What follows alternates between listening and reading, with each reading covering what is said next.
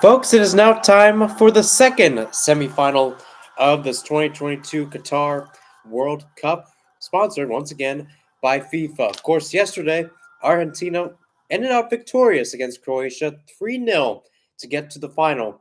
And now the winner of this game between France and Morocco will be joining them at Lusail Stadium Sunday at 10 o'clock for what should be a great battle on tap. The loser will be headed to Khalifa International Stadium where they will take on Croatia Saturday at 10 o'clock Eastern. Hello, everyone. I'm Mahir Hassan. Thanks for tuning in, as always, on this Wednesday afternoon. And boy, do we have a good one here from Al Bayt Stadium. Of course, that stadium hosting its final World Cup game of this campaign has been quite a big one as it's hosted the Arab Cup matches, which happened earlier, that is last year, and then especially in this World Cup is the second biggest stadium overall. Let's take a look at the starting lineups, and we'll start off with Morocco, who on paper will be the road team today. In goal, once again, you'll have Yassine Bounou, also known as Bono, between the sticks. In the back today, lining up in the 5-4-1, will be Nusser Masraoui, Romain Saiss, Naif Aguerd, Jawad El Yamek, and Ashraf Hakimi. Looking at the midfield, you'll have Sofiane Boufal, Sofiane Amrabat, Asadine Unahi, and Hakim Ziyech. And up top, Youssef En-Nesyri, who scored the game-winning goal against Portugal to get Morocco to the stage. Taking a look at France on the other side, between the six for them will be Hugo Lloris. They'll also be in the 4-2-3-1, of course not changing their formation from their match against England on Saturday. In the back, you'll have Theo Hernandez, Ibrahima Konate, Rafael Varane, and Jules Koundé. In the midfield, your two holding midfielders will be Yusuf Fofana and Aurelien Tchouameni. Up top for your attacking midfielder, that is Kylian Mbappe, Antoine Griezmann, and Ousmane Dembele. And your number 9 up top will be Olivier Giroud. So a couple changes for France as Konate and Fofana will slide in for Upamecano and Rabiot, respectively. Those two are out with an illness that has plagued both of them and has kind of hit some of the other members of the French national team as well. Morocco's in the center circle, and with that, we're underway here from Al Bayt Stadium. Morocco in the red tops and green shorts, going from right to left. France in their typical Les Bleus kits, going from left to right. And as you can see here, you're probably looking on your screen. If you can see it, obviously there's going to be a lot of Moroccans in the stands today. Believe it or not, the Moroccan national team actually offered 13,000 of their fans to board a flight and get into this match all for free. Everything taken care of from the national team. Quite a good respect there and a good offering there by the national team. 13,000. So you're expecting about 40,000. I heard upwards to about 45,000 in terms of Moroccans in the stadium today. Keep in mind, Al Bayt Stadium has a capacity of about 68,000, close to 69,000. This one trying to be squared in by Ousmane Dembele, cut out there by Morocco. So as I noted earlier, Morocco changing up their formation as we saw, as Amrabat had a pretty good dribble there, close to the attacking third, but it's eventually dealt with by Koundé. Morocco with a 5-4-1 today, switching from their 4-3-3, which they used against Spain and against Portugal.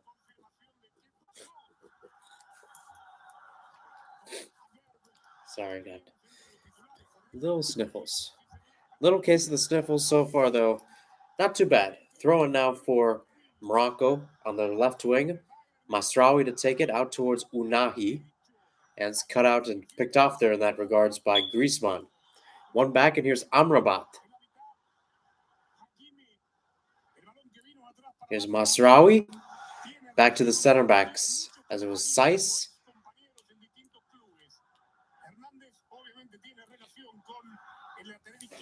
Once again, now in the midfield. This one now out to the left for El Yamek. So in the midfield, it looks like Ziyech, who typically was playing right wing, will slide back into right midfielder. Boufal, I believe, did not play against Portugal, so he will slide in. He will be one of your changes. Aguerd, who also did not play against Portugal, will also check in. So those are two changes. The other one will be Masraoui checking in at left back, as Atiad Allah was the man in that spot on Saturday.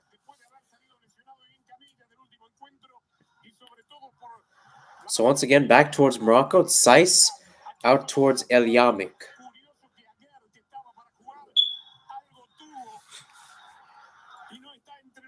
Saiss again.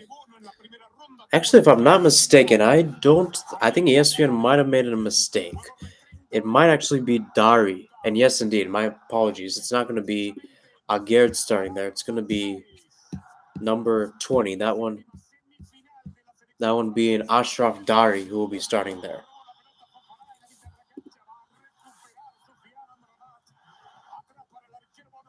So it's going to be Dari playing that center backish role today. Of course, interesting dynamic too. Of course, Morocco, I think it seems like if there was any team that was going to line up in a 5-4-1, it would be Morocco, just off their personnel and how they play the match. I mean, 33% average possession they have had in this World Cup. Obviously, not as much. I mean, you think about it, to make it this far and only have 33% possession. Keep in mind, second least overall, Costa Rica, the only one that was less. That was something. That's something right there.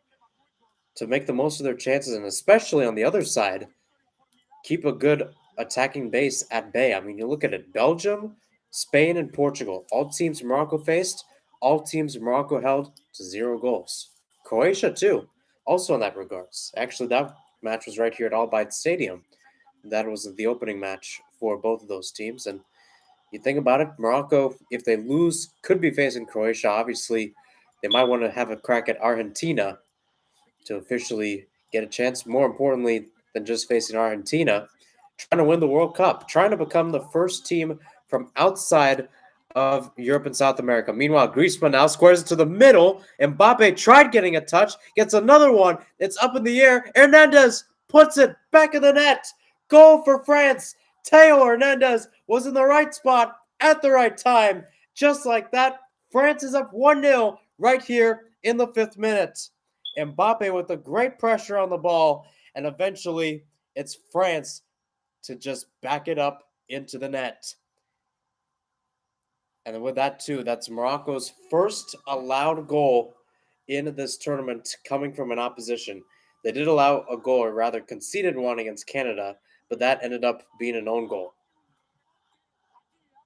And again, Mbappe with the initial touch, and then Theo Hernandez just slots it right home in the back of the net. So we talked about 32% possession, and now the 5-4-1 has been broken for Morocco. Actually, it's a good flying kick there by Hernandez. Almost stuck his leg up in the air right towards his shoulder. That's how high the ball went almost.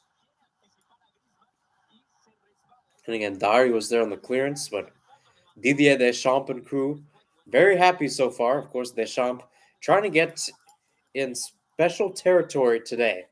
If France holds on to win this one, they will be the first team since West Germany and Argentina back in 1990 to go to the finals in back-to-back World Cups. In other words, too, Deschamps will become the 4th head coach to get back to the final. That is in back-to-back, pardon me, not back-to-back, but 2 times overall. Of course, that being with Franz Beckenbauer, and then also Argentina's coach being Carlos Bilardo. Helmut Schön of West Germany at the time led the team to a final in 1966 and 1974. So then again, Deschamps would be the 4th coach overall to head to the World Spectacles final in 2 times. So we're about 6-7 minutes in, and like I said, 5th minute of play. Theo Hernandez made it 1-0 for France. And so for the first time in this World Cup, Morocco is now down. So what do? Tries to get it out towards Masraoui, a little too far, and out for a French throw-in. As I mentioned, it's going to feel like Morocco's going to have home field advantage in this one, but overall, the French are starting to make some noise, especially in that left-hand side of the stadium. Boy, the French happy too. You think about it. We've talked about it so many times at the World Cups, many World Cups actually. Heavy is the head that holds the crown. France is doing a good job. Meanwhile, here comes Morocco. Hakimi now. Hakimi trampled on the ball there, cut out there by Koundé and Hernandez. Man goes down here for Morocco. I believe that was Unahi. And here comes France on the attack. This one played out, and it's towards Mbappe. Mbappe now on the left. Trying to square to the middle. This one goes to Dembele. Fofana was also there at the edge of the box, trying to control that as well. Koundé, Griezmann.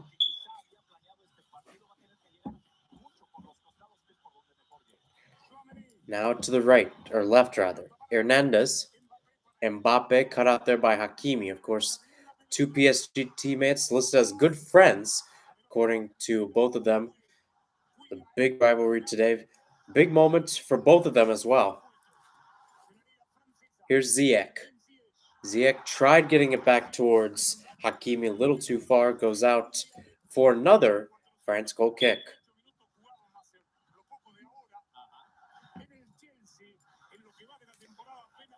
I think the question becomes now is, for Morocco especially, can they do it?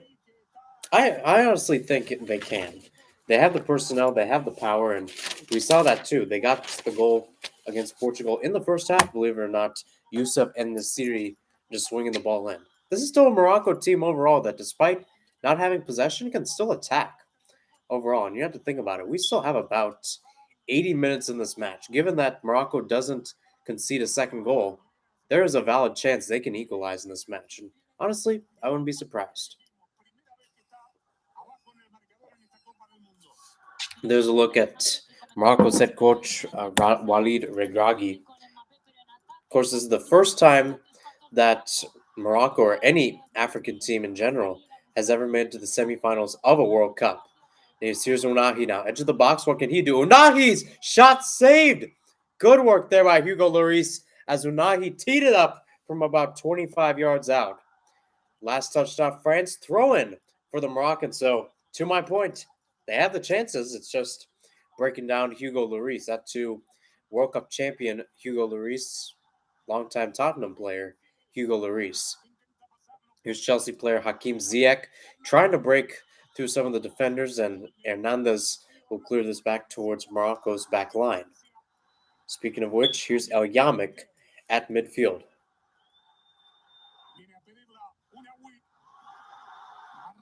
Here's Boufal. Out towards Ziyech, back towards Boufal. Boufal goes down. Ref says get up. And again, Boufal not happy from that challenge, nor happy with the call. Nonetheless, play continues. 10 minutes and 30 seconds through. France up 1-0 courtesy of a Theo Hernandez goal in the 5th minute. Here's Dembele. Nifty move there. Sent Masraoui to the ground just a few moments ago. Griezmann tried to play the long ball through towards Mbappe and it ended up slipping on the pitch there. Either way, it would have been offside.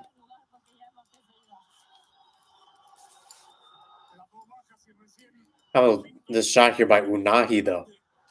Trying to tee it up right towards the corner. It was going towards the lower right, and Hugo Lloris did a good job to read it well and stick his left hand out to parry it away.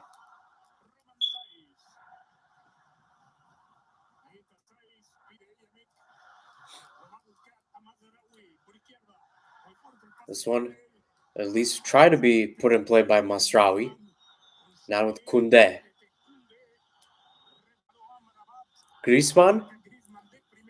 Konate. Now with Hernandez on the left. We'll stop for now. Now passes it back. Mbappe. Varane. Dembele.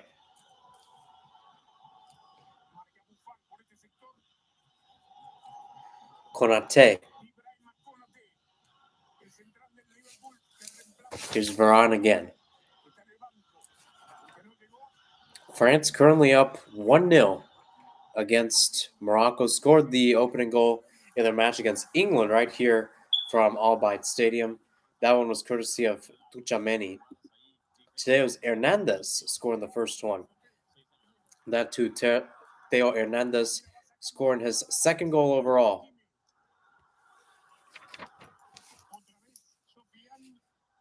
Amrabat. Too much of a touch, given right back towards France.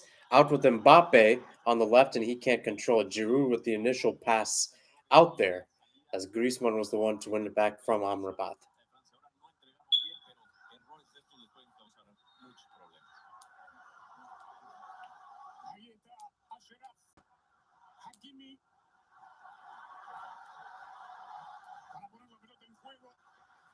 Here's Hakimi now. Throw taken short towards Ziyech, and now Hakimi attempts to flip the pitch out with Seiss. Seiss being struggled there off Dembele and able to win it back with Masraoui, who's now on the ball. And it's just great to see all this red in the stands. Of course, as I said earlier, about 40 to 45,000 Moroccans in the stands today. Here's Hakimi, Ziyech. Ziyech plays it back towards Seiss. Eliamik. Seiss. Now good turn on the ball. Going forward is Hakimi. Had it for a while, one back there, and now it's going to be a free kick for Morocco. Youssouf Fofana called there for the foul.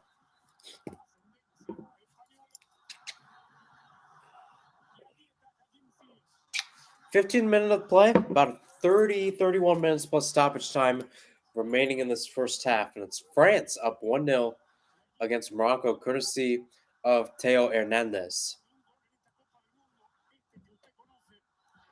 Hakim Ziyech stands over the ball here. Once again, a lot of tall trees in this area. What can Morocco do? Maybe to bear some fruit. Ziyech sends it in, headed up and away. Good work there by Konate, who was the man tracking there. Hernandez clips forward and is once again back with the attack. Here's Dembele now, who was one of the men forward. And he'll cut it back right towards Tuchameni. Jules Koundé, back to Tuchameni. In the attacking area for Morocco, but nonetheless, still about 40 yards out from goal, remains France. Looking at possession, believe it or not, actually in favor of Morocco, 55% in favor of the Atlas Eagles, 32 in favor of Les Bleus, and you can do the math, about 13% in dispute.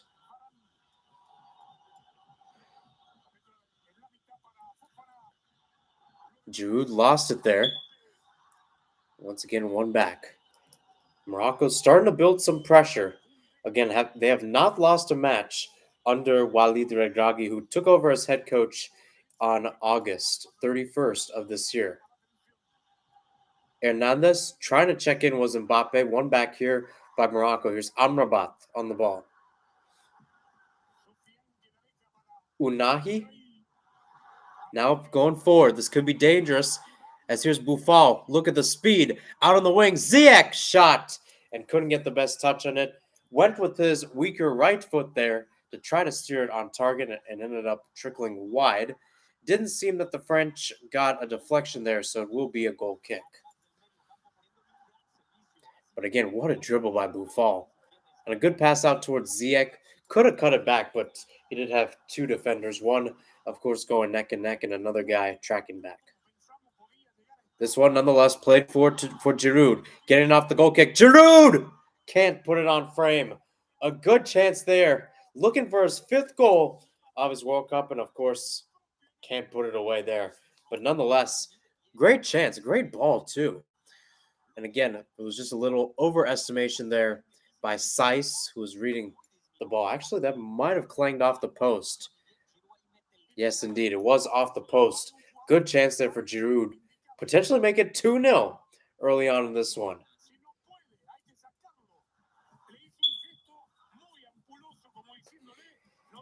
So once again, Bono and the Moroccans can at least take a breath of fresh air right now. Some decent weather at Al Bayt Stadium, about 66 degrees. It's going to be about 63 at the match's end.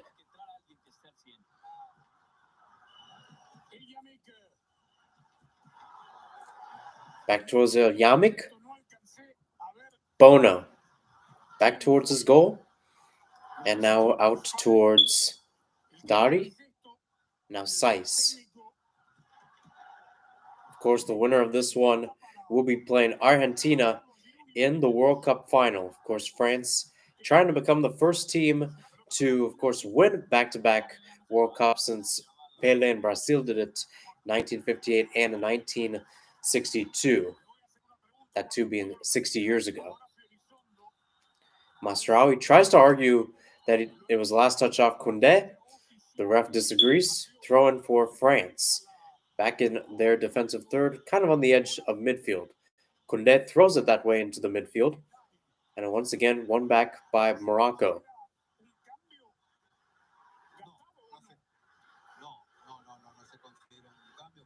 Sakimi, now Ziyech.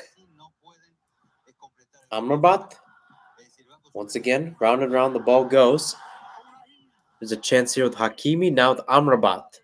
Out of midfield once again. Out with Unahi on the right. Unahi now with Ziyech. Ziyech crosses this one in. Looking back post for Boufal, but it's caught there by Lloris.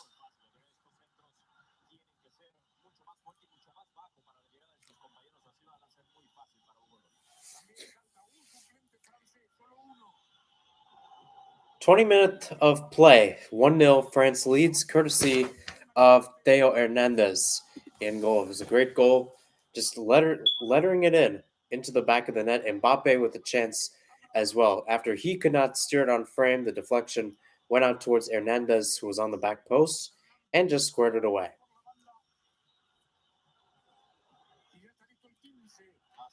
Here's Koundé.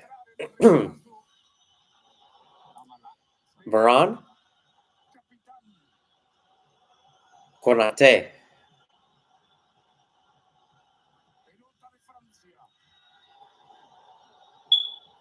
There's Varane. Just lets it go. Once again, back with France. Griezmann now tried playing it through. You had Mbappe and Giroud in the area, and it looked like there was a Moroccan down, and indeed there is. That one being El Yamik. With that, we're going to see our first change of the day. We're going to have coming into this one. He started the match against Portugal and against Spain. Selim Amala will come on, and coming off will be Captain Romain Saiz, who has started to pick up some injuries already. Was initiating to the ref that there needed to be a change made. So the captain of this Moroccan team will head out, and Amala will now check in.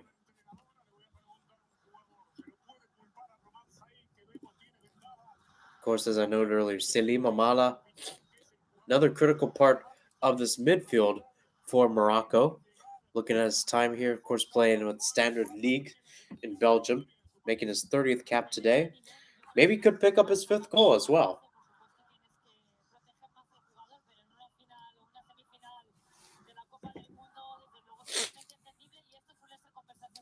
Yeah, I apologize. I got a little cold going on here. I don't know. It seems to be downstairs or what. But nonetheless, it's Amrabat, El Yamik, and now back to Bono. So it looked like El Yamik and Dari will officially be your center backs, and essentially now it moves into a 4-5-1 where Malo will be playing as that center midfielder. I don't expect him to slide back into Saiz's position. Out towards Masraoui on the left. Now it looked like Unahi, and it was last touched off him. So throw in for the French. Almost halfway through this first half now. And once again, France probably content to just keep the ball and keep it on their merry way. We saw this with Argentina, Croatia too, where we're seeing almost a David versus Goliath matchup. Good offense, good defense in that regard. Stars coming out from both sides. I think a lot of questions will be asked here of Morocco, though. We know what their defense can do. The question becomes, can their offense hold up in that regards? Here's Masraoui. El Yamik.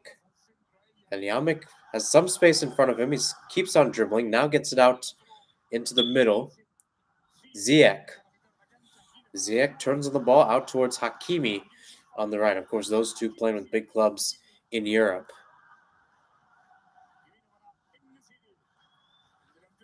Hakimi again goes out on the wing. Once again, the story continues for Morocco. At least try to get a nifty exchange there. Foul called, free kick for France. Again, a good exchange led by Hakimi and crew, who is trying to argue with the ref on the call there, but he's not going to get it. So once again, the French remain stagnant on defense. Of course, the French almost bottled a lead. At least they did one time in the match against England, courtesy of a Harry Kane penalty. Almost did it twice when you think about it. Olivier Giroud scored the go-ahead, and then Harry Kane missed a penalty as he skied it into the bleachers.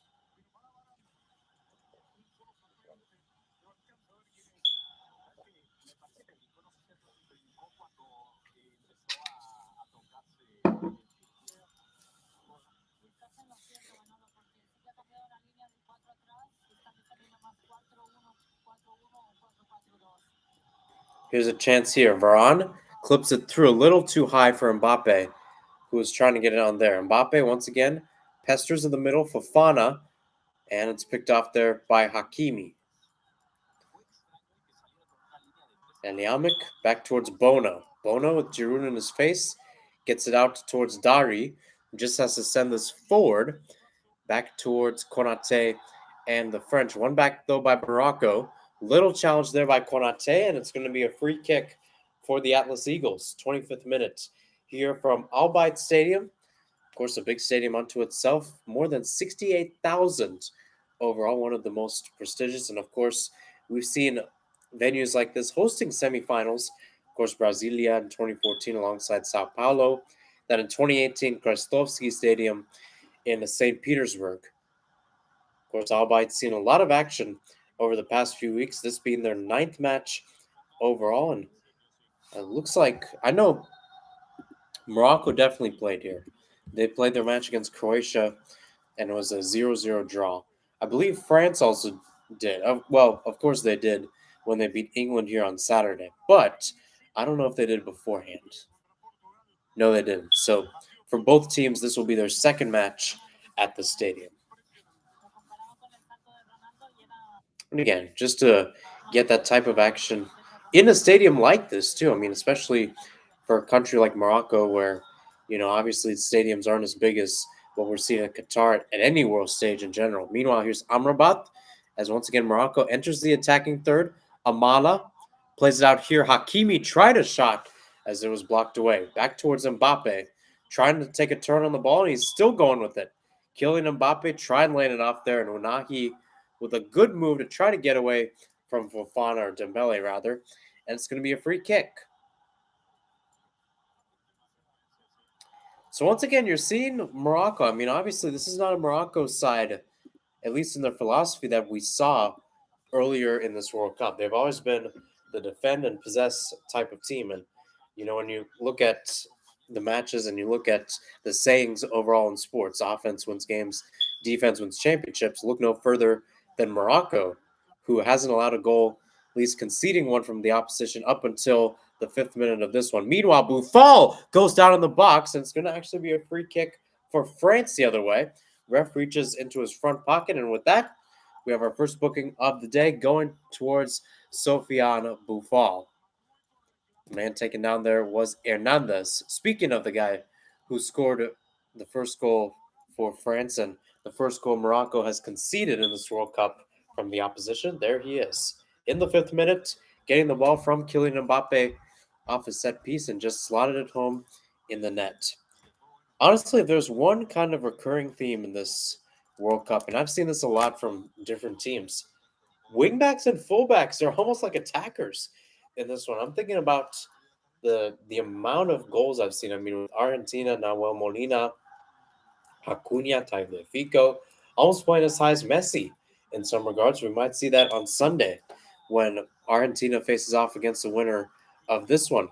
Let's take a look at this. I'm just showing the replay of Hernandez's goal. Honestly, it was a lucky deflection, and Hernandez, who's just wide open on the back post, puts it in the back of the net. Second goal overall for Les Bleus.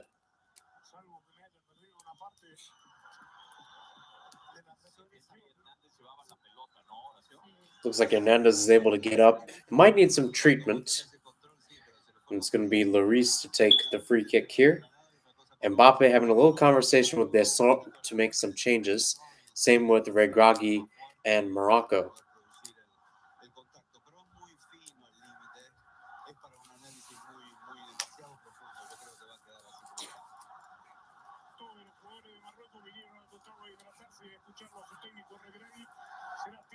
Again, if you're hearing the noise in the back, that is coming from the Moroccan fans. As I noted earlier, about 40,000 or so in the stadium today, the de facto home side here at Al Bayt Stadium. Believe it or not, Morocco is going to be the home team today in terms of fans, not France. It'll be interesting to see if Morocco can come back to win this one and they make the final against Argentina. Oh boy, that's going to be a good spectacle because Argentina too is a team that tends to kind of get majority of the fans wherever they play, and especially has been the case at this Qatar World Cup. Here's Boufal, now sent towards Amrabat, then it's picked off there by Giroud. Olivier Giroud pushed from behind there by Amala, free kick for the French.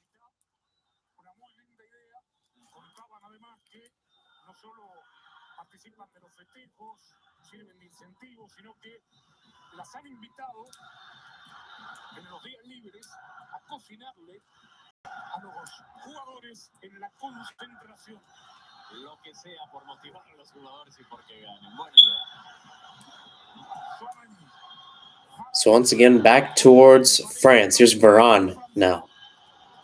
Varane, Koundé, and back to base. 30th minute of play here from Al Bayt Stadium, about 15 and a half minutes plus stoppage time before both teams head to break. Still 1-0 against France.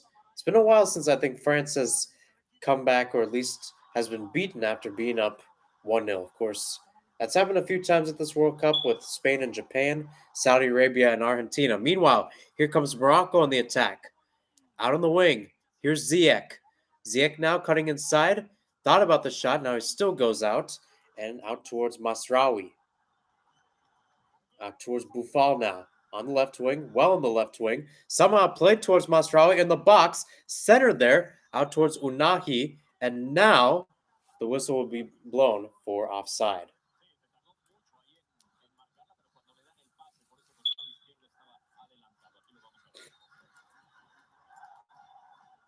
It looked like Masraoui was there. So Boufal, although he was trying to play, it was deflected, but although the pass was initiated or intentionally given towards Masraoui, it will be called offside. Of course, that's one that I think could be done either way. I think sometimes when there is a deflection, offside basically goes out the window, but nothing there. Lloris now with the goal kick. Too far for Giroud. Out with Masraoui again. Once again, one back by Tuchameni. Haven't seen much of him in this first half. Of course, playing a little bit back, letting Fofana run through a little bit more. As I noted earlier, Rabiot and Upamecano out with illness today. Meanwhile, Amrabat plays it through, or at least he tried to, for En-Nesyri. This time cut out by one of the new guys coming in as a starter today, Ibrahima Konate. Konate started the match against Tunisia, in which the French actually lost 1-0. Same with Fofana. So this is not their first appearance at this World Cup, but nonetheless, a big moment for them stepping in for two key starters, especially on the defensive side as well. Masraoui, Eliamik, Hakimi up against Mbappe, taken down, and that's going to be a free kick without a doubt. No questions asked there. Easily goes towards Morocco.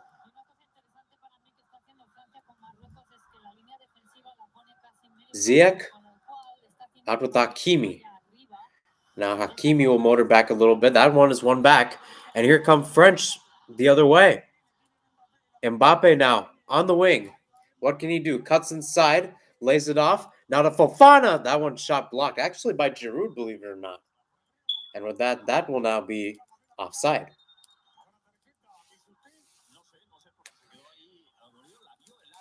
And it looks like Hernandez is going to be down again. Doesn't seem like he's in that much of pain, but then again, it was the case with Seiss earlier in the match, and that was the case, and we needed a change. That happened around the 20th, 21st minute mark as Seiss headed out, and then heading in is Selim Amala. He started to make an impact on this one, almost playing center midfielder, kind of giving a little hold overall as Unahi motors forward. That's I think one change we've seen from Ragagi, as Amala was the man to go forward, at least in like that number 10 position as the left center midfielder. Now it's of course Unahi who has taken the reins in that regards. Dembele now crosses it low off of Masraoui, who tried keeping it in play and clears it, but he did it after the ball went out for a French corner kick. So once again, the French motor into the area, try to build a substantial lead here. As I've said before, Morocco in general, as we talked about, defensively, they've been great. Offensively, it's been a little questionable here and there. 5 goals, that's the least overall amongst teams remaining. And as I said earlier, only 33% possession.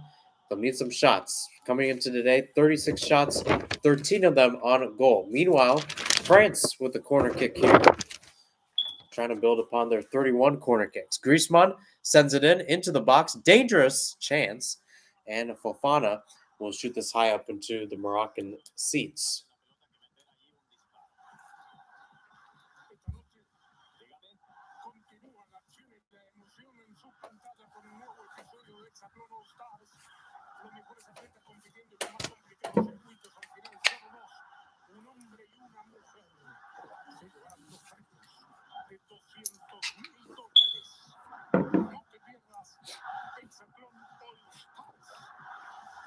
Bono, about 25 yards out from his goal, but still orchestrating the attack here. Out towards Dari. Amala. Now to Unahi. What can he do on the ball?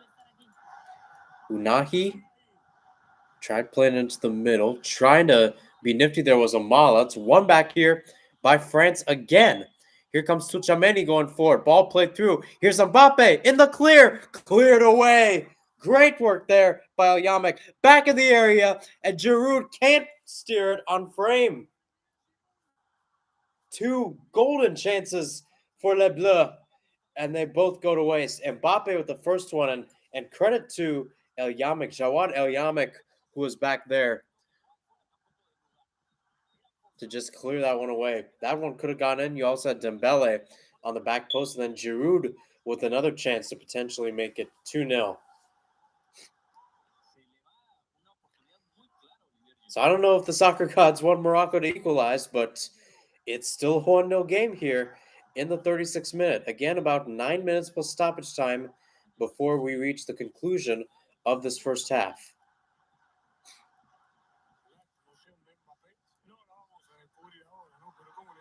Bono, pressured there by Griezmann, just has to get it out towards El Yamek. El Yamek out towards Masraoui. Good work there to draw the French a little out of position. Griezmann. Whistles continue to blow, but none from the ref. Now the whistle will blow, as Amrabat will be the guilty party there on Tuchameni, who went down for a free kick.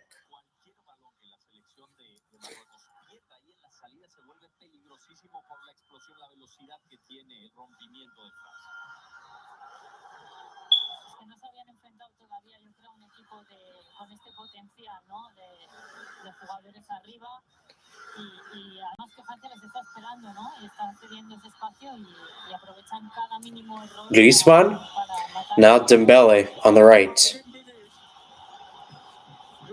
Jules Koundé. Varane, now to Konate. Around midfield at the center circle area, now to Tchouaméni.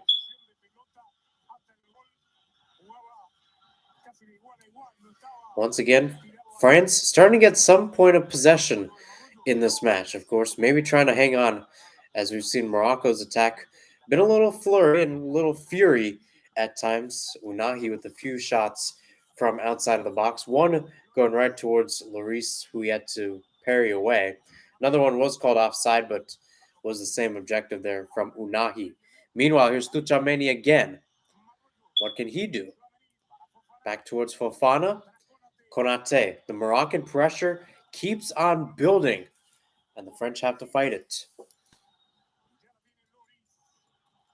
Lloris. Now to Rafael Varane. Varane clips forward, looking towards Giroud, headed away there by El Yamik.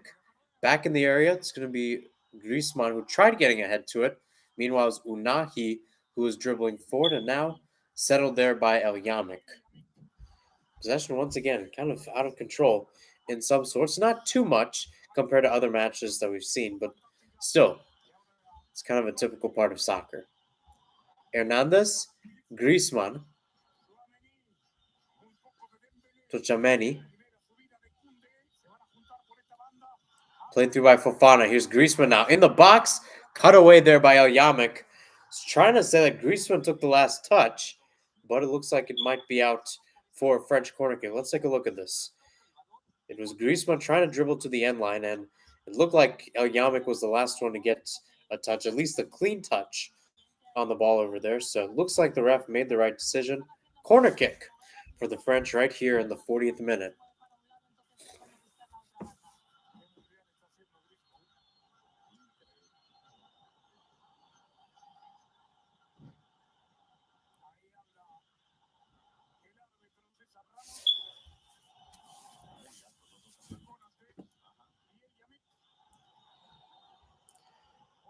From the right corner flag, here's Griezmann. Whips this one into the box, low on the ground, and it just skips wide there. Varane was the one making the run on the front post, but he couldn't put it on target.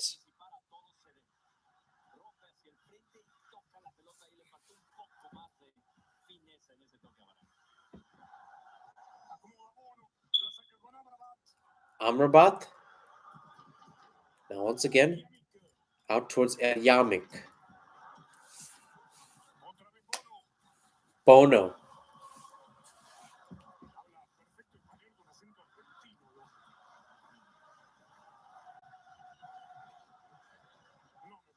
There's El Yamik again.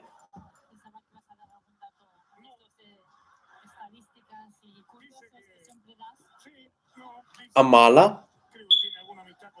Trying to get a touch on that. I believe it was Buffon. He couldn't. It's back towards Lloris.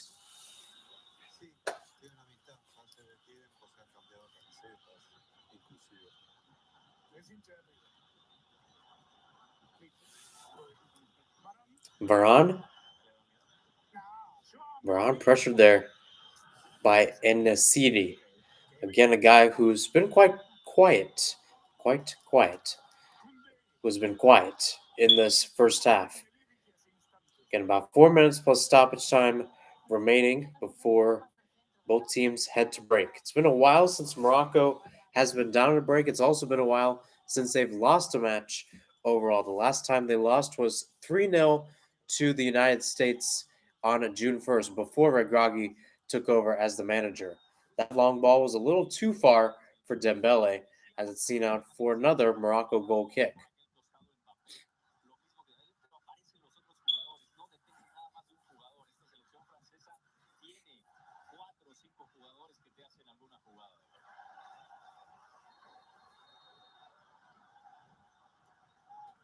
Eliamic.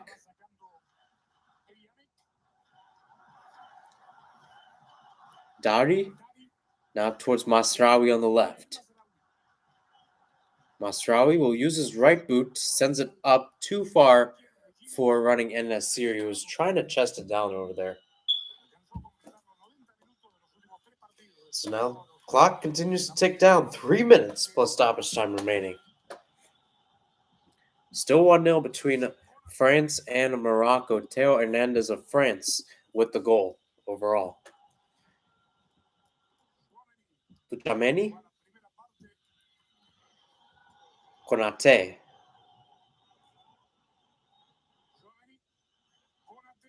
Here's Konate again. That one deflected off Ziyech. Ziyech got a lucky deflection there, at least to cut back. A little too far for Amrabat. Once again, the ball bounces in the middle, and it's back towards the French now. It's back towards Morocco. Kind of the story of the game as we've seen so far. Neither team able to control much possession ever since the Hernandez goal. A few chances on both sides, but of course, that's kind of been the story. Nothing legit, nothing pertinent overall or persistent in that regards. This one played through though in the box. Konate was going for the sliding tackle, and he sends it up for Morocco corner kick. Again, corner kicks, not something Morocco's used to. This being their seventh. Yeah, so it looks like it was Hakimi and Konate had the last touch to just knock it out when his bottom was on the ground. So another chance here. It's going to be Ziyech to take this one from the right-hand side.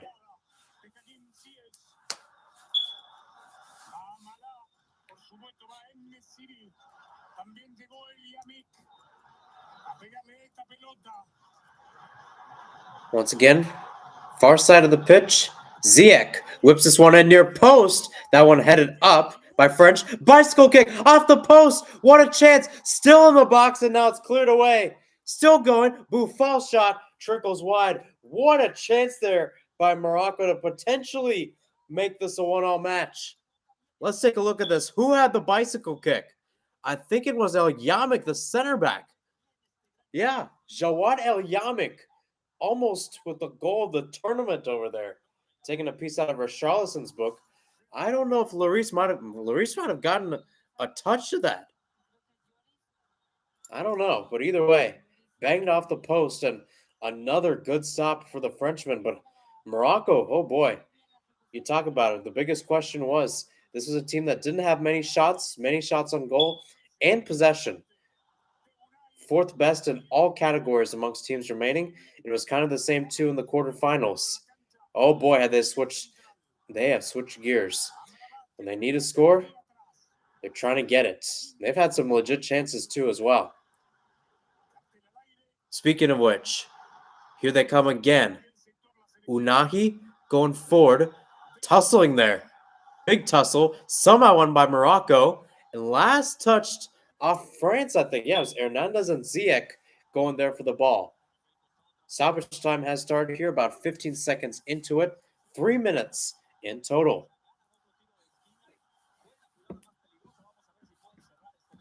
But how about that? Already a big change of pace from what we saw with Argentina Croatia, where Argentina controlled much of the pace throughout that match.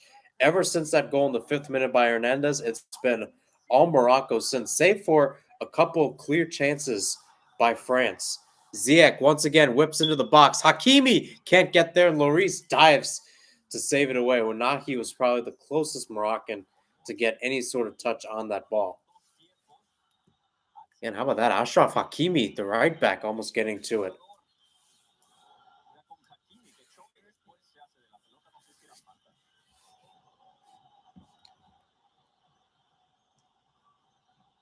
That one headed away as it was sent back towards the attacking third for France. Koundé sees it out and actually might have gotten off him last, thrown for the Atlas Eagles.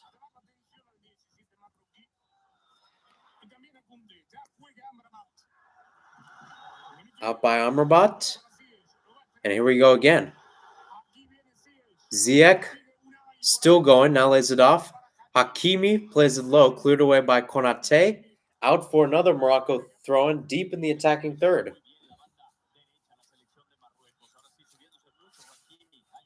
Oh boy, are the chances coming for Morocco now. Buffal goes down, and I believe it'll be a free kick for Morocco. Again, a good chance there. It's Buffal who drew the foul, and looks like Ziyech will set up there, almost like a corner kick, almost out towards the end line itself, and as the ref will direct Ziyech to place the ball at the correct spot. So once again, a lot of chances. You got Amrabat about 25 yards out if Morocco were to try a long shot here. Ziyech again. So we approach the end of stoppage time. Ziyech whips this one into the box, punched away there by Lloris. Back out towards Amrabat. Mbappe trying to get a touch on it, and it's going to be another free kick for Morocco as Mbappe was trying to get a counter. Morocco trying to act quick here, get something off before the halftime whistle blows. And now the ref will stop some play, will at least usher Morocco to get that chance. How about that? Another good opportunity, and it looks like it might have been a collision there between, it looked like Amala and Tuchameni there. Once again, Ziyech stands over the ball as he's done the past few set piece. Sets this one in a little too far for Amala as it skips out for a French goal kick. And with that, we have reached halftime here at Albight Stadium. France up 1-0 against Morocco, courtesy of a Teo Hernandez goal in the 5th minute. But ever since, Morocco has been laying on the chances, along with France, who's come short a couple times from getting the match to 2-0 in terms of the score. I'll take a quick break, and then I'll be back for the second half right here on YouTube. Stick around, folks. You're watching my live reactions of the 2022 FIFA World Cup.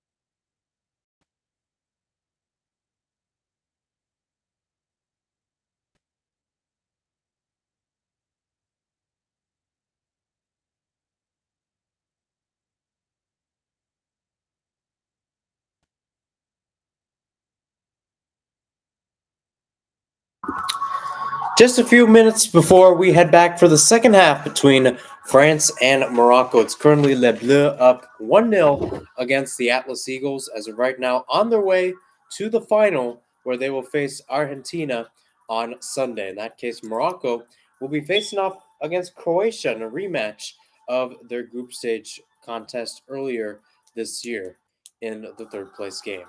I'm Mahirson Hassan. Thanks for tuning in on this Wednesday afternoon. And boy, have we got an interesting one to finish this up. Of course, last contested game before the final on Sunday. Morocco trying to become the first team from outside Europe and South America to make it to the final. And of course, France trying to make it back to that stage back to back years, which has not happened since 1990 when both West Germany and Argentina did it. So, both teams back out on the pitch, ready to start half number two. Looks like there might have been a change for Morocco, at least from what I saw on the cameras. We'll check that whenever that occurred. Or I can even check on ESPN if something occurred. Either way, back underway for the second half. France now going from right to left. Morocco now moving from left to right. Nonetheless, the purpose remains the same for both sides. France put this one on ice, and for Morocco, get that equalizer. Again, Morocco has not been a team used to scoring at all in this World Cup. I shouldn't downgrade them that much, but 5 goals overall in what is now this being their sixth match does send some signals overall to how this team operates. So once again, back with being Ashraf Dari being the center back. One change in the first half for Morocco with their captain Romain Saïss going down with an injury. Selim Amala checked in to officially move this from a 5-4-1 to a 4-5-1 in terms of positions. Nonetheless, that one a little too far for Ziyech and Hakimi as it goes out for a French throw-in. So it looks like Amala will still remain in this one. Atiat Allah will now check in for Masraoui. So that's been another change, and I believe that was the only change at halftime. So once again, a great sight to see the man who put up the assist to Yusuf En-Nesyri's goal on Saturday, Yahya Atiat Allah. He and Masraoui have kind of been sharing the duties at left back as Atiat Allah started to burst on the scene in the knockout stage. Meanwhile, here's Morocco. Griezmann tracking back. We'll cut that one away. Back towards the French, and here comes Hernandez, the goal scorer. Mbappe, good move to get away from Hakimi. Now in some space up against Amrabat. Mbappe now in the box. Mbappe crosses it across a little too far for everybody. Meanwhile, shot goes into the wall. That is many Moroccans there. Jules Koundé there with the shot. Last time these two teams met up was November of 2007, a little more than 15 years ago. That one was a tie 2-all between France and Morocco. Overall, France has the advantage with 7 wins, only 1 loss, and 3 draws. That 1 loss, too, coming all the way back to in 1963. Here's Ibrahima Konate, Raphael Varane, now towards Jules Koundé on the right.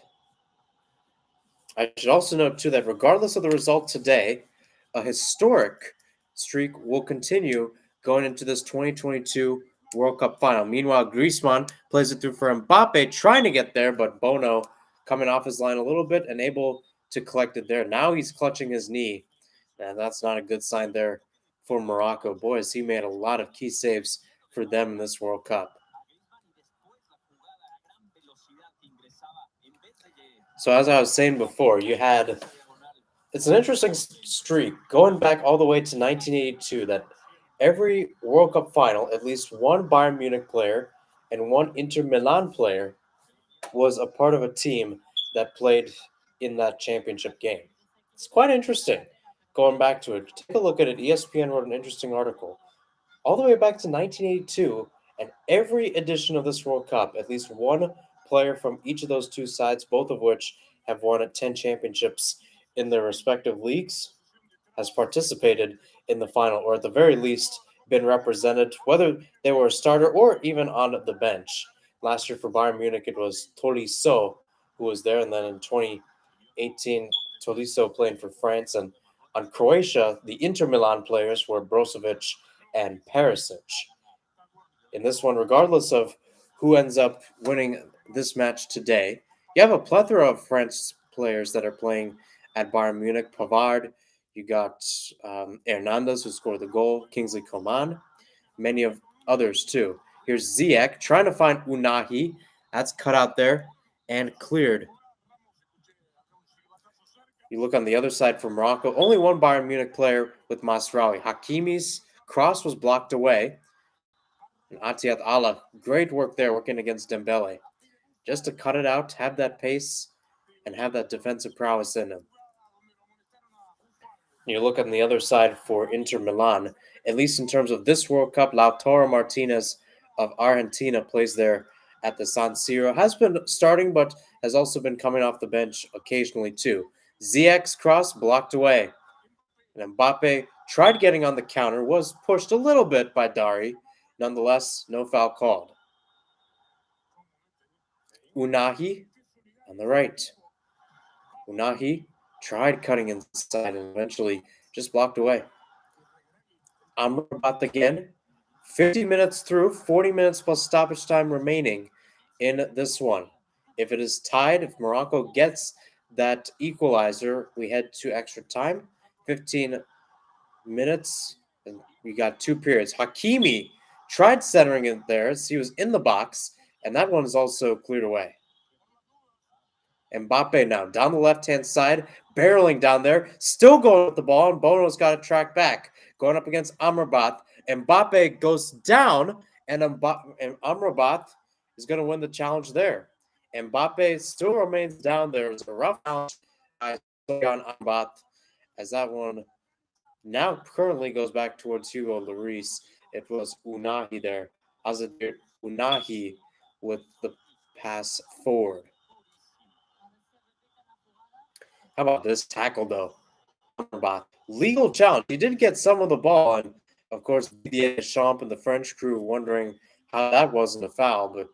And it would have been an interesting position, too. Edge of the box could have been a dangerous free kick for the French. Meanwhile, Mbappe, who is currently in the race for a golden boot, actually trailing right now because of Lionel Messi's goal and assist. Mbappe has 5 goals and 2 assists in this World Cup. Messi with 5 goals and now 3 assists. So Mbappe would need a goal here or potentially in the final to potentially take Messi over in terms of winning the Golden Boot.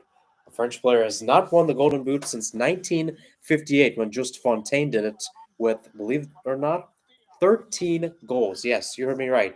13 goals overall in that World Cup. That remains the most goals scored in a World Cup campaign. Meanwhile, the Moroccan fans, as I noted, being the home crowd in this one, it's a sea of red here at Al Bayt Stadium. And it's still Morocco down 1-0. There you have a look there. Emmanuel Macron, president of France, and Gianni Infantino, president of FIFA, sitting next to each other in the suites today. For Macron in France, of course, trying to hunker down for a little while because Morocco, despite not having much of possession throughout this World Cup, oh boy, did they come out firing at the end of that first half. Here they are again. Boufal into the box. Good chance. A shot teed up there by Atiat Allah, but it couldn't be directed anywhere close to goal as cleared out by France. Back by Hakimi, and his pass is blocked. Amrabat. Eliamik goes to the left. Allah trying to play through. He's got Atiat Allah. Square Amrabat. Amrabat's shot goes wide for a goal kick. The flurries keep on coming for Morocco, and the French castle has an answer to every single one of them so far. How about that, too? It's a good run, too, by Atiat Allah. And again, trying to find En-Nesyri in the middle. Dribbled it on the ground, which, again, might have not been the best option. Try to get it maybe off of En-Nesyri there.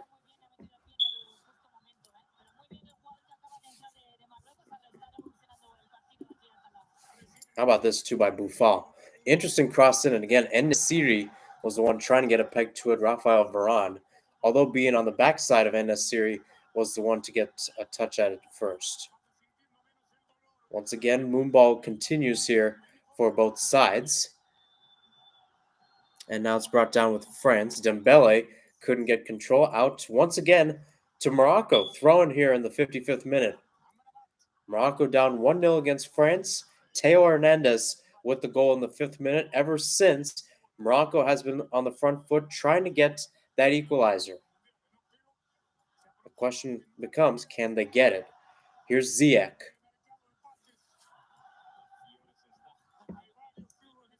Ziyech again. Out towards Hakimi. Unahi now on the right. Unahi and Hakimi tried going 1-2 there, and the ref won't award a foul as Unahi was on the ground there.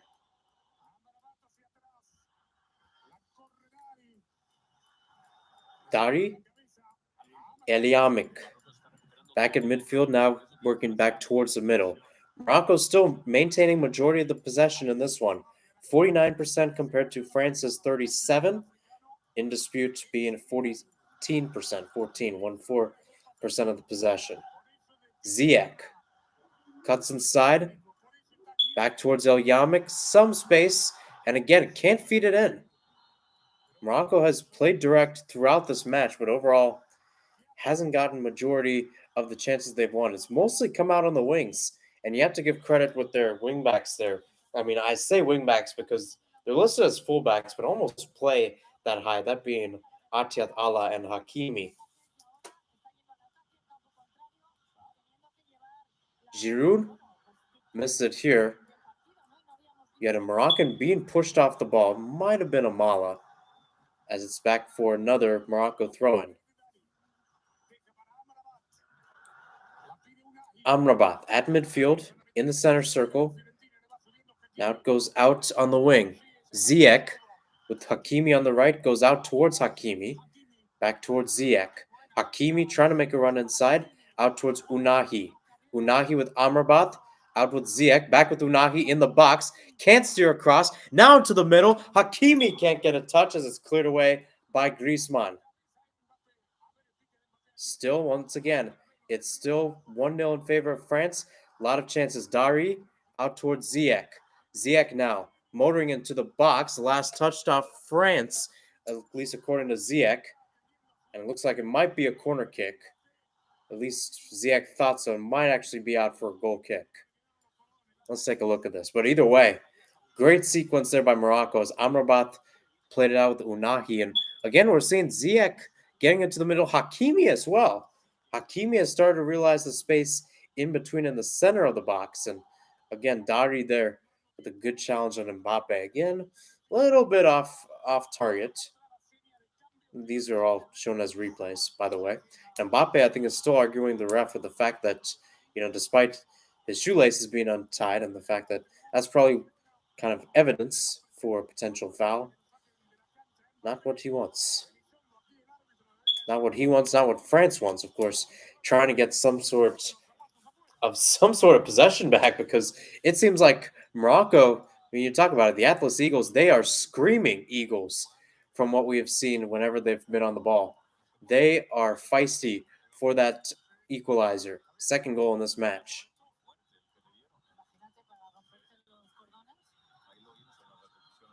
So it looks like while Mbappe is with the trainer, trying to readjust his cleat and tie his laces, looks like some of the coaches have had conversations, but nonetheless, it will be booted forward by Lloris. Atiat Allah taking off the ball there. Back with Tuchameni. Out in the middle, and again, played into the middle of nowhere. And it was Mbappe, too, trying to do so. Again, you feel like with the atmosphere going in Morocco's favor, even on the French side of the pitch, there are more Moroccan fans there than Frenchmen. Can you believe that? That's incredible. You just feel that like with every waking second, every waking time Morocco's on the ball, this crowd is getting more involved in the match. And it feels like whenever that goal comes, it's going to be big for Morocco. If it comes, that is. But of course, give credit. give absolute credit to Morocco. Give credit to their fans as well, being passionate as well. Some of them getting a free flight and a free ticket out to Alcor today. Eliamik. Now Dari.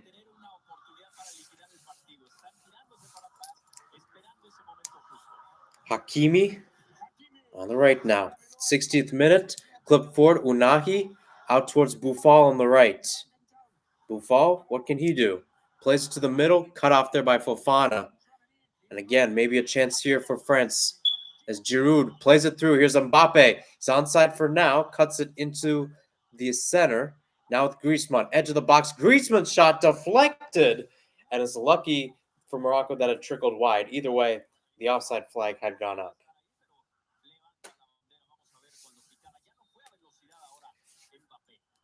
How about that? And yes, it looked like Mbappe was offside on that call.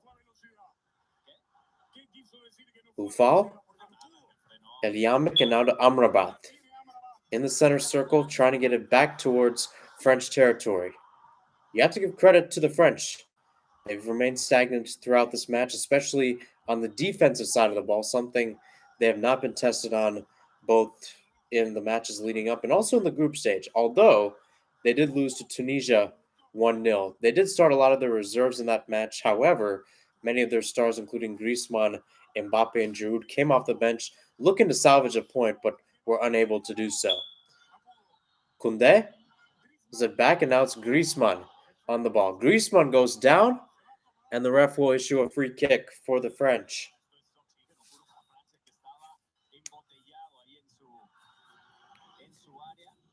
And again, it's just a great run too. Atiat Allah, the man tracking back and just pegs Griezmann there while he was off the ball.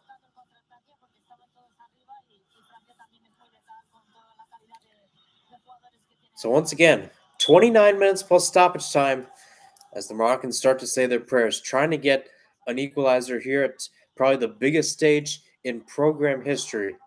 Biggest stage, biggest match, one that will probably be remembered for a long time by their supporters, regardless of how this one turns out. Out with Morocco again, Atiat Allah with the throw. Dari.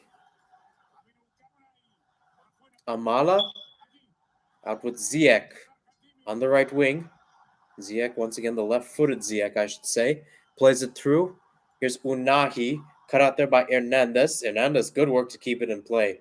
Great ball control, too. Right in the corner. Back towards Morocco, though. Or Dari, rather. Ziyech. Hakimi. Back towards Dari.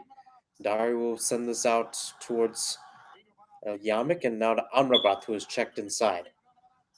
Once again, Morocco setting up shop in French territory, trying to get that elusive equalizer. Boufal now going end line. Boufal crosses it into the middle, cleared away by Griezmann, who was essentially just tracked back as a center midfielder, almost to the case playing as a center back in this one. As here's Unahi. Out with El Yamik again. What can Morocco do? What can they do? They've got plenty of time left. You never know. They could pull an equalizer at the death here. But either way, for a team that beat Portugal in regulation, beat Spain on penalties, that was a close one as well. What can they do here? Here's Ziyech now. Ziyech into the box, headed away. It was a good dipping ball in, an in-swinger as well.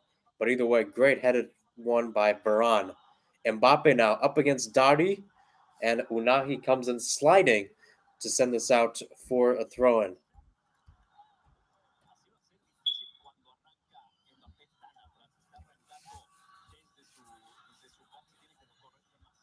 You got those two sides, of course, Didier Deschamps for France, Walid Regragui for Morocco, as shown there. This is actually an interesting battle as well. Although they have never faced each other as coaches, that is Deschamps and Regragui, Didier Deschamps has been a long-time head coach, and back in the early 2000s, he was coaching Monaco in League One. At that time, too, Regragui was a player with AC Ajaccio, also in League One at the time. They've also been in League Two just recently promoted back to League One for this year, back in 2022 and 23. Those two have had a lot of battles from 2001 to 2004. That cross sent in, skips past everybody for Francis Hakimi, collects here ball once again in Morocco's defensive half. Dangerous play there as Griezmann was the one lurking. Out towards El Yamik, and once again out with Atiat Allah. You look at the battles that those two had. It's Regragui as a player and Deschamps as a coach. Deschamps has controlled that battle quite well in that regards. 3 wins and a draw. That draw coming quite late on is actually an offensive one too. A 3-all draw between those two sides, that being Ajaccio and Monaco.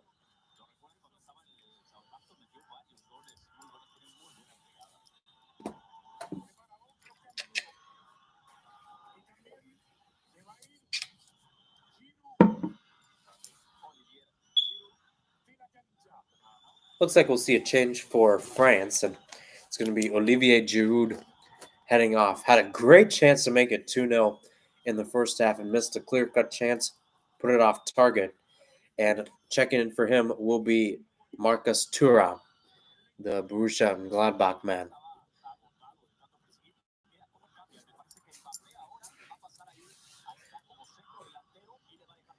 Speaking of Thuram, here he is on the left, getting his first touches of the match. Edge of the box, trying to skip into it, and the ref's going to issue no fouls. He was tripped up there on the edge of the box. Last touched by France. Dari doing a great job to see that one out for Morocco goal kick. 25 minutes plus stoppage time left in this one. So a big change for Morocco here. Number 9, Abderrazak Hamdallah will be coming in. Of course, the number 9, both listed probably in position and also on his shirt, making his 22nd cap. 6 goals overall for the Al Ittihad man. So he'll be heading off, and Nasiri will also be heading off. Or pardon me, it's going to be Hamdallah heading on,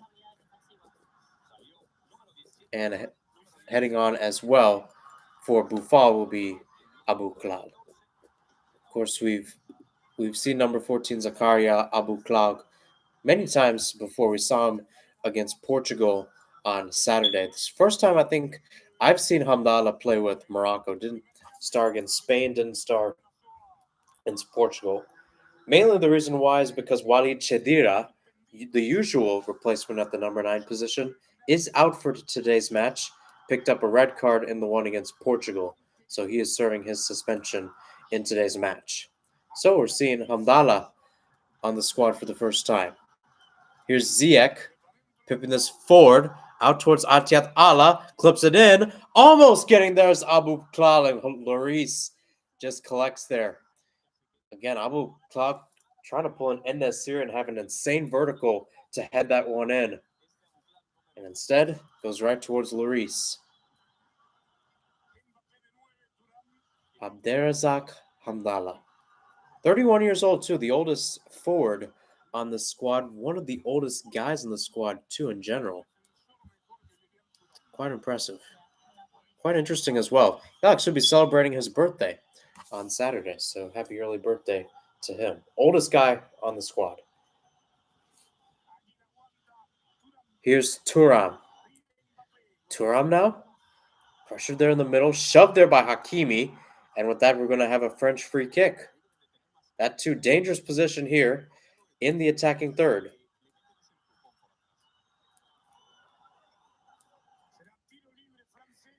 And there's Ashraf Hakimi there with the shove.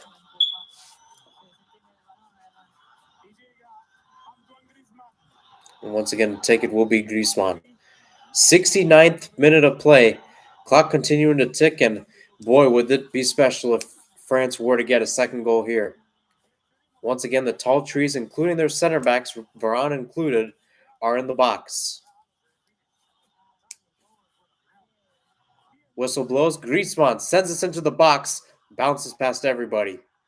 Again, a good chance overall. Koundé on the ball. Koundé brings it down. Out on the wing. Cutting inside. Shot blocked away. Still up for grabs. Varane can't put it away as it's headed up by El Yamik and eventually redirected back. French try to give it back towards Bono, and Now Bono will catch it. So once again, Morocco, in sense, you think about it, save for that, this has almost been like a square one type deal for them where they've been with their backs against the wall just trying to get that equalizer. Meanwhile, what a run here by Dembele. Still going into the box. He'll cut back and eventually cut out there by Amala. And Yamik now Atiatala.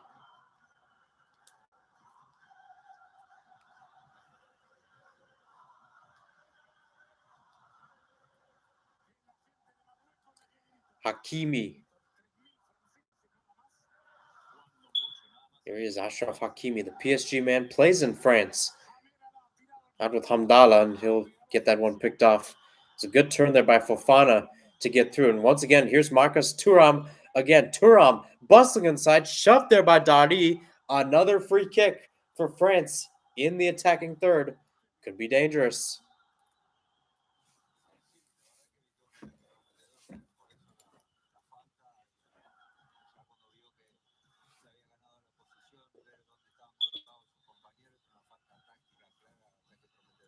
So once again, this one about 25 yards out. Got a few guys. We'll probably whip this in as an indirect, and indeed it will probably be the case as Antoine Griezmann lines up to take this one.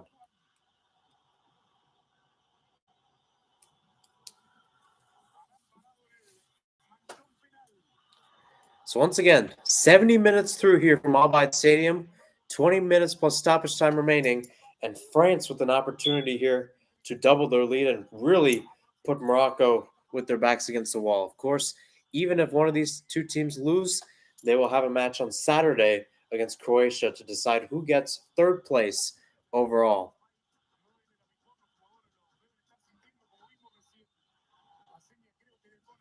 So it's Griezmann now. Whips this one into the box. Header goes wide. Again, a good chance there. Sweeping through was Thuram. And again, just couldn't get his head on target.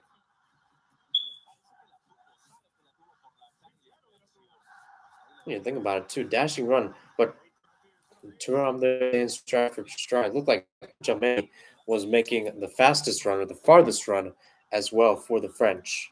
Either way, back with Morocco, who continues to look for goal number one of this match and their second goal of the knockout stage. Here's Hakimi. Again, a little rough touch there by Unahi. Ziyech and Unahi both going for the ball, one back by Hernandez. Thuram pressured there, and Thuram able to get away. Great work by Hakimi to win it back. Back with France now, and Griezmann, he's shoved down, and the flurry of free kicks for France continue. As we've seen a lot of free kicks in this one, Argentina and Croatia getting the majority of them, but France with only 58. You think about it, actually. They have less free kicks, at least earned, in this entire World Cup. Only 58. Morocco, on the other hand, 72. Quite an interesting ordeal there, so to speak.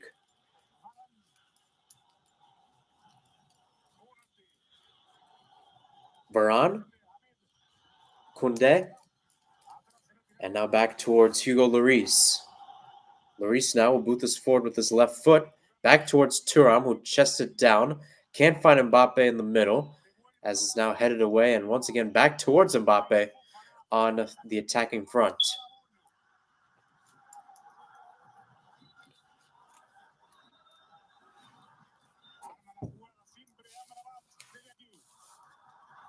Amrabat now with Atiat Allah. That one deflected away. Throw in for Morocco.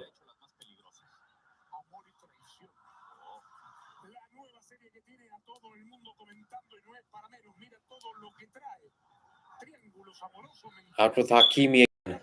74th minute of play. Still a lot of time left. A lot of time for Morocco to potentially get that equalizer. Amrabat lost it, and here comes France the other way. Here's Thuram now on the left. What can he do? Marcus Thuram into the middle. Shot goes wide. Again, Fofana went there to the near post, and again, a little too far as he sailed into the bleachers. Nonetheless, Morocco wastes no time trying to get back on the attack. Here's Hakimi now as he enters the attacking third. Hakimi now Ziyech. Good 1-2 between those two. Unahi, Ziyech, back to Hakimi. Once again, try to go 1-2. Unahi into the box, deflected and cleared away. Griezmann there colliding with a Moroccan. And now I think a whistle will be blown. I think it might be in favor of Griezmann and the French. Amala there, the one trying to make the collision. Now let's take a look at this. I think Griezmann did get a touch, and indeed he did. So rightfully owned free kick for the French. Again, you never know here. I mean, like I said, 15 minutes plus stoppage time left in this one. And for Walid Regragui, of course, first African manager to manage at a quarterfinals, first African manager now to manage in the semifinals of a World Cup. Of course, if you were to say Morocco's playing with house money, it's probably the most obvious thing to say about this Moroccan team. They're playing here is something special. If they pull this off, they can get that equalizer against this French team. Boy, oh boy, would that be something. That would be something. Meanwhile, here comes Morocco the other way. A chance here. Hamala still going. And I think he might have missed his opportunity. On the end line, Atiat Allah now on the ball. His cross blocked away. Still going. And speaking of which, that was Abu Klal actually. Here's Atiat Allah on the box. Cut out by Griezmann. Still in play as the French once again cut out and send this away from their goal. Maybe a counterattack here. Tuchameni going forward. Marcus Thuram.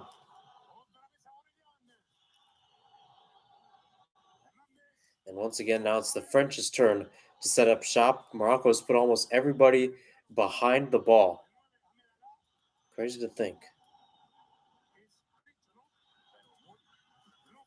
Varane out on the wing again. Here's Dembele.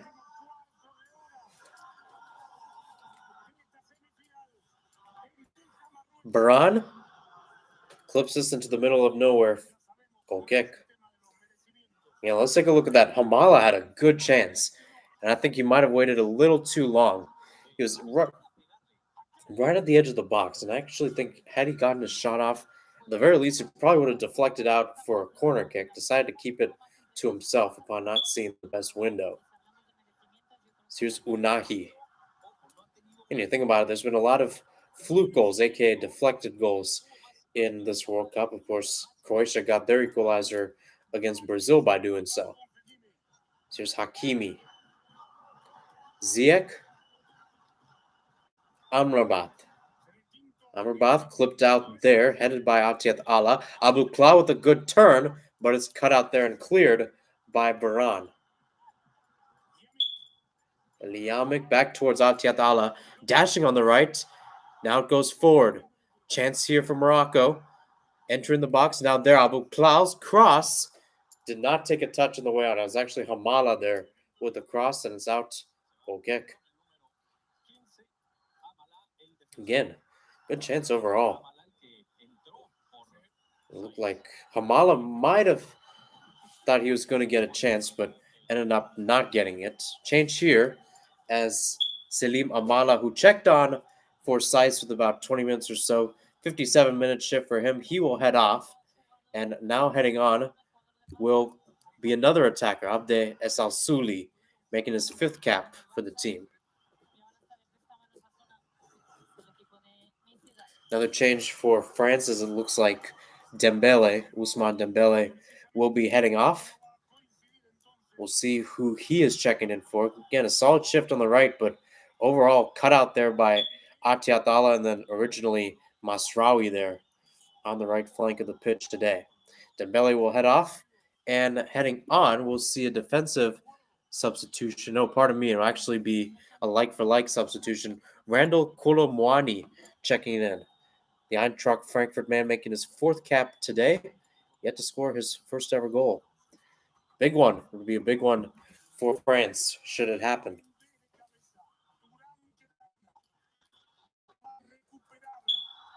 Tuchameni thought about his options, now cuts towards Fofana. Fofana now Dashing forward in some space, now with Mbappe. Nifty turn as it goes out towards Thuram on the left. Inside the box now, Marcus Thuram towards Mbappe. Mbappe dancing through. Mbappe took a shot. The rebound is in the net. Goal for France. And just as I mentioned, it's the first national goal for Randall Colomuani. 79th minute, and France has now doubled their lead, up 2-0 against Morocco. They are at the doorstep to victory, the doorstep to Lusail Stadium to face off against Argentina on Sunday. You know, people talk about commentators' curse from time to time. I think there's got to be something called a commentator's gift right there. You know, it doesn't happen that much. I remember a producer telling me way back when, but when it happens, boy, was it special. How about this dribble too by Mbappe? Just getting it out, and Thuram as well. He's had an impact as well. I mean, Mbappe. Let's see, one, two, three, four guys, and essentially just played through. If you're wondering if Kolo Muane was called offside, again, I think that's probably the biggest question, but I don't think he was. He's onside there. Again, great work there by Kulu Moani. Atiat Allah was the closest man to him, but nonetheless, El Yamik was the last field player back for Morocco. And now the French can taste it. Heavy is the head that holds the crown. Well, the crown's heavy. France is doing dumbbell and lifting with it with ease right now. They are bench pressing with it like no one has ever done before. And now, you think about it. If it keeps it up the way it is, and again, courtesy to Morocco, I mean, you know, Morocco was the world's team after beating Spain, and again, a great win against Portugal. Now they truly find themselves with their backs against the wall. 10 minutes plus stoppage time left if they are to get anything out of these next 10 minutes. But how about France, too? Like I said, very few teams have pulled off a repeat. Italy did it in 1934, 1938. Brazil did it. Brazil did it 1958 and 1962. Brazil, you think about it, in the 1990s were a bad final away. That was against France when they lost 3-0 from three-peating the World Cup in 1994 and 2002, in which they won. And you think about it too. I think France might be on a golden age of their own. Of course, playing without two of their starters today, with Adrien Rabiot and then also their center back being Dayo Upamecano, both of which were out for injury today. Konate and Fofana stepped up in their absence. And then you also look at some of the guys overall, the guys that started in 2018 that probably would have started this World Cup as well. Meanwhile, here comes Mbappe, maybe to get three. He'll cut back. But as I was saying, no Pogba, no Kante, no Nkunku, no Benzema. That right there, a solid four contingency for France, all out with injury going into this World Cup. Many people thought if there was going to be a team that suffered the curse, the French were going to be it. And the French have defied it with all odds, saying no. They surely have. Sure, they lost to Tunisia, but beat Australia, beat Denmark in stride. Now they're here at the knockouts. Beat Poland with stride, beat England by a goal, now up by 2 goals against Morocco. Last time, two matches, that is two semifinals, ended up both ending out with multi-goal wins for the victors. You have to go back, that is true, I should clarify. That's the winner won by multiple goals. You have to go back to 1986, Argentina and West Germany beating up their opponents in that manner. In fact, both of those teams won by the scoreline of 2-0. You think about it too. I mean, it's almost like I think the question becomes in that final. We're going to see it. And again, Croatia Morocco, I think, should be an interesting third place game.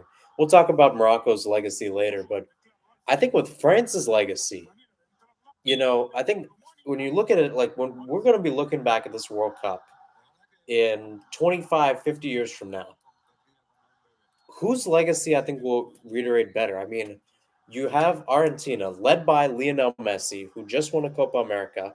And again, now just 90 minutes away from winning a World Cup.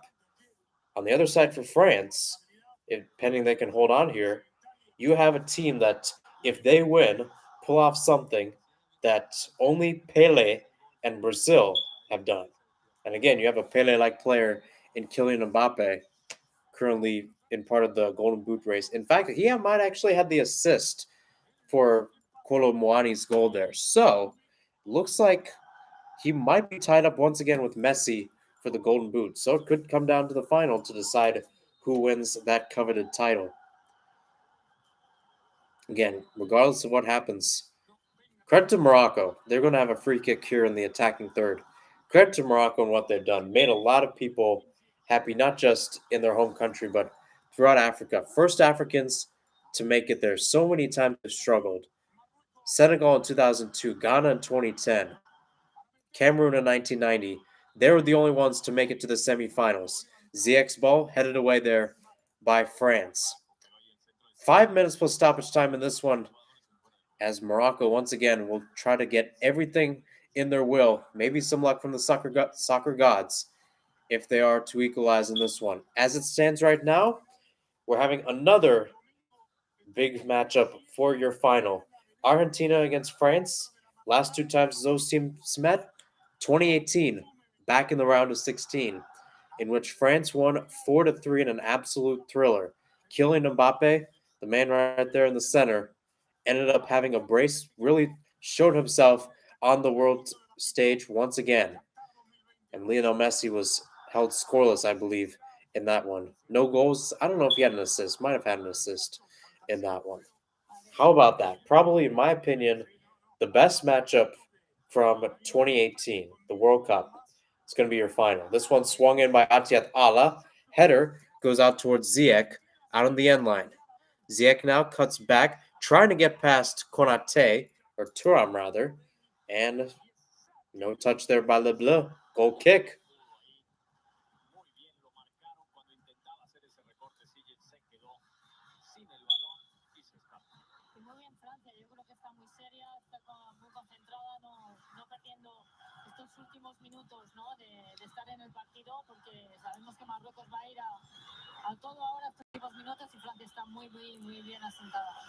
So again, 87th minute of play, and now Hugo Lloris will ready for the goal kick.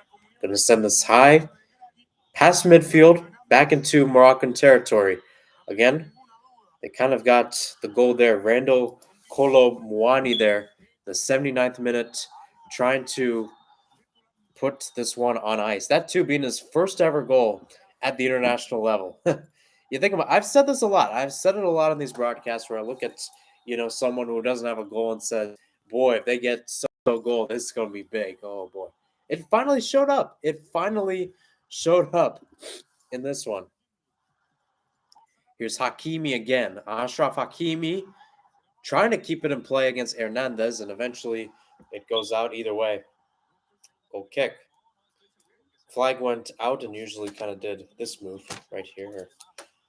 Goal kick, basically. I don't know. I'll tell you that, though. I honestly thought the Champions Curse was going to get to France this year. And I apologize. I apologize to France because they have been anything but cursed in this 2022 World Cup. They knew the kind of ramifications that came with being a reigning champ and kind of showed too. I mean, you think back to that Australia match where they were down 1-0. I mean, Australia's Craig Goodwin scored in the ninth minute, and we were thinking, here we go all over again. The Champions Curse has got him. And then Kylian Mbappe and Olivier Giroud showed up in that matchup. Again, great performance overall by France throughout this World Cup. It's going to be an interesting final. Again, like I said, we haven't seen a team go back-to-back finals since Brazil did it in 1994, 1998, and then in 2002. We haven't seen a manager go to back-to-back finals since those two, in that being Franz Beckenbauer and then also Carlos Bilardo, of course, managing West Germany and Argentina, respectively, back in 1986 and then in 1990. With that, Didier Deschamps will become the fourth overall head coach to lead his team to the final twice at the World Cup stage. Of course, Helmut Schön did it in 1966 and 74. 66, they lost to England. That one played at Wembley. 74, they ended up beating, I believe, the Netherlands in the final. And then you look at the other guys too. Beckenbauer too, the only guy, at least one of the two guys that won the final as a player, or pardon me, as a captain, and then as coach. The only other guy, Didier Deschamps. And then Mario Zagallo of Brazil also did it, as he won as a player in 58 and 62, and then in 1970 led them to that stage. Abu Klal had a shot kind of on the left wing, but either way was called offside. So 90th minute of play. Again, you think about it for Morocco. Yeah, you look at it overall too. Like obviously, CAF doesn't get that much notice, but like you look at Africa Cup of Nations, right? That's actually coming in at 2023, so quite a lot of interesting battles. But 2021's edition, which actually happened in the winter of this year in January, Morocco was not there. Morocco was not in that area. Ended up winning their group, but I guess were eliminated in the knockouts. And yes, they were. They were eliminated in extra time against Egypt. Believe it or not, Egypt ended up not making it to the World Cup courtesy of some shenanigans that happened in their qualification against Senegal. It came down to penalties. Can you believe that? Came down to penalties to decide who goes to the World Cup. Mohamed Salah stepped up, was basically shot by a laser beam from the crowd and skied it. Caused Senegal to go to the World Cup and they ended up making it to the knockouts. Lost to England 3-0 here at Albight Stadium. And again, to Albight, who's been putting up a lot of numbers to Arab Cup last year and then the World Cup this year. It's been great to see kind of this cathedral, of course, a newly made cathedral alongside many of their fellow cathedrals throughout Qatar in housing this beautiful game. A lot of beautiful games throughout this 2022 World Cup here. Hopefully, that will be the case as it grows. Of course, not in capacity, that will actually be shortened as it will be dropped to 25,000 in terms of seats, obviously. I mean, that's the thing with Qatar, obviously being a smaller country, and a lot of other things that have happened. Stoppage time here, and once again, about a minute and a half through, 6 minutes of stoppage time. So about 4.5 minutes left to go. I think the craziest thing to look at this one, possession, mostly in favor of Morocco, 61%. Meanwhile, Mbappe now in the box, tried getting it past Hakimi, and Hakimi will come in with a great tackle there. How about that? Kylian Mbappe, again, trying to add to that golden boot race. Here comes Ziyech, and it's actually cut out there by Hernandez, who scored the game winner all the way into the 5th minute, as it stands, I should say, the game winner. Back in the 5th minute of play. And again, Kylian Mbappe, a man who bursted onto the world scene with that brace and then also drawing penalties. Beautiful, fantastic dribbles in that match against Argentina 4 years ago in Kazan. Once again, going up against Messi and Argentina, trying to pull off the win again. But this time, though, not a round of 16 game, all the way in the World Cup final. Here's Ziyech out on the right. Amrabat. He tees it up into the box. Once again, headed away by Griezmann. Still there. That's at the edge of the box. Taken here. That's a good one here. A shot came in. It's actually deflected away. Good chance here by Hamala. And for Morocco, not going to be heading to the final again. Cinderella's carriage will be turning back to a pumpkin after the final whistle blows here. But again, what a performance. What a performance from this Moroccan side as Unahi's shot is blocked about 25 yards out. He took that shot. Atiat Allah heads it back right towards Bono. Bono could end up winning goalkeeper of the year. Of course, made some key saves in the match against Spain. Of course, from the penalty spot. Would become the first goalkeeper outside of Europe and South America to win it. Meanwhile, chance here for Morocco. And again, Unahi with a chance. A shot comes in, deflected, and cleared off the line. Wow. Oh, wow. What a chance. And Koundé doing the dirty work there to maintain the clean sheet for France. How about that? So maybe Hugo Lloris ends up winning. And I don't know. Or, hey, maybe give it to Koundé. He didn't use his hands there, but I'll tell you what. France's back line, pretty solid. Pretty solid overall. Got a big test, though. Two-headed monster in Lionel Messi and Julian Alvarez on Sunday. But yeah, as I was saying with Bono, chance to potentially get Golden Glove. Meanwhile, that bicycle is nowhere close to goal, and with that, it ends up being a free kick either way, offside. Now I think I get an opportunity to give some credit to Bono. So as I was saying, could win best goalkeeper for Golden Glove. He's never won, or pardon me, a goalkeeper outside of Europe and South America has never won the Golden Glove award, let alone one from Africa. Again, it was Koundé there. You had Hamala there, just trying to get a touch on it and couldn't. Either way, I mean, the Moroccans not going to enjoy this result. But you think about it overall, you got a third place game.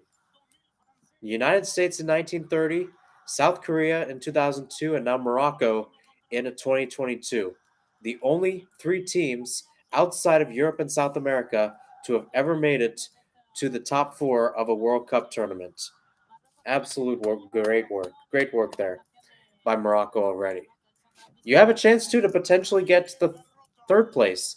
That too against last edition's runner-up in Croatia.